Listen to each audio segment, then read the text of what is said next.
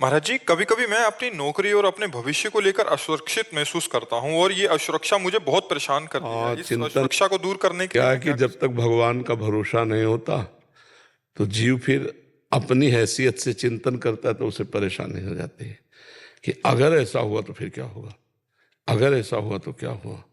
फिर वो परेशान हो जाता है। तो हमें लगता है कि भगवान का भरोसा कर लो कि अगर ऐसा हुआ तो भगवान कोई नया रास्ता निकाल देंगे।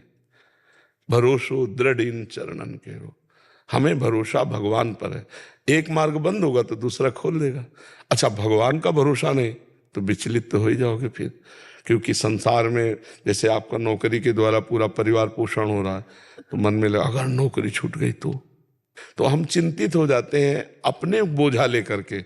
और यदि हम भगवान को ही बोझा दे दें कि आज जो मुझे नौकरी से ऐसे दिला रहा है, कल वो हमारी कहीं और व्यवस्था कर देगा, तो आज निश्चिंत हो जाओगे आप। भगवान के भरोसे हो जाओ, वो निश्चिंत कर देते हैं।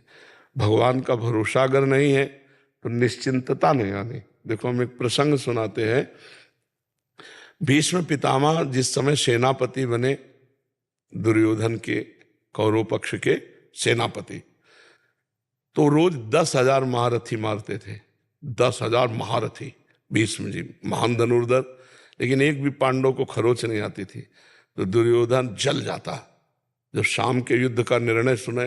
बोले एक भी पांडव नहीं मारा गया, भीष्म जैसे सेनापति एक भी पांडव नहीं मारा गया।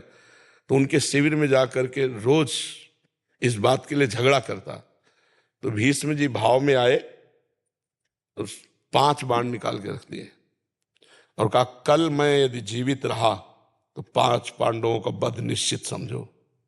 और उनको पता था कि मैं जीवित ही क्यों रहूंगा, जिनके रक्षा में भगवान है, तो मैं समर्थ नहीं रह पाऊंगा कि पांडवों को मार दूं। पर ये रोज रोज कहता, तो उन्होंने अब ये खबर फैल गई पूरे दोनों शिविरों में कि भीष्म ने प्रतिज्ञा की कल 5 पांडवों का वध होगा। इतने में द्रौपदी जी आ गई। बोले प्रभु सुना? बोले हाँ सुना कि 5 पांडवों के वध का उन्होंने 5 बाण निकाल लिए। द्रौपदी जी का अच्छा अपने दासी के कपड़े लाओ। भगवान ने दासी के वस्त्र पहने। द्रौपदी का आगे आगे चलो भीष्म पितामह के शिविर की तरफ, पीछे दासी आगे द्रौपदी। सब कोई समझ रहा है कि दुर्योधन अभी आशीर्वाद लेके गया है, 5 पांडव, तो किसी ने रोका ही नहीं।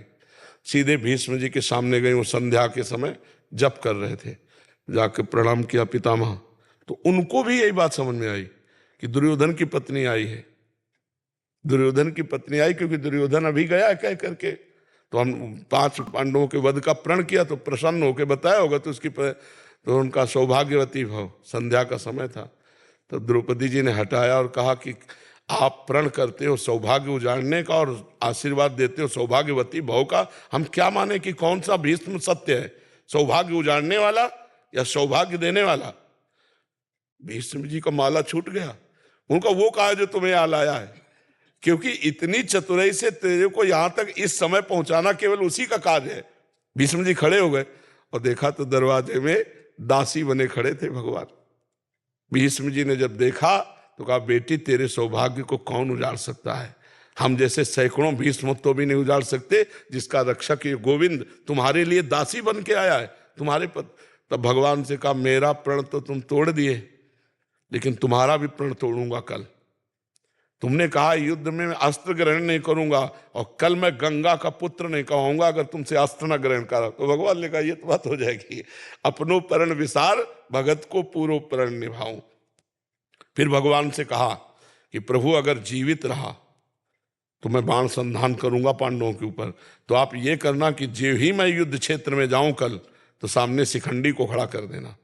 शिखंडी आज भी मेरी दृष्टि में अंबा है और मैं स्त्री पर कभी बाण नहीं चलाता। इतने में अर्जुन से कह देना मुझे बाणों की सैया पे सुला दे। अब भगवान लौट करके आए तो देखा पांडव चैन से सो रहे हैं। तो पांडवों को जगाया, उनका भीष्म में प्रतिज्ञा की है 5 पांडवों को मारने की। बोले हाँ पता है। बोले तुम चैन से सो क्यों रहे हो? बोले जिसके तुम रक्षक हो तो चैन से हम सोए, आप खुद व्यवस्था करो। तो समझ रहे हो ना, अगर भगवान का भरोसा है तो चैन से सोओगे, वो व्यवस्था खुद कर देंगे। और भगवान का भरोसा नहीं तो अपनी परेशानी अपनी जिम्मेवारी लेने पर हम परेशान हो जाएं, क्योंकि हम मनुष्य हैं। हमारी क्षमता ईश्वरीय शक्ति के आगे नहीं है। अगर ईश्वर का तो ईश्वरीय शक्ति के आगे किसी का ऐसा नहीं कि कार्य बिगड़ जाए। सदैव बनते ही पाया गया है। तो आप भगवान का भरोसा लीजिए, चिंता मत कीजिए, थोड़ा नाम जप कीजिए और भगवान के आश्रित रहिए कि होगा वही प्यारे जो राम जी को भाएगा। और राम जी है मंगल भवन अमंगल हारी, अमंगल हो नहीं सकता, हो ही नहीं सकता, तो इसलिए भगवान के भरोसे रहिए।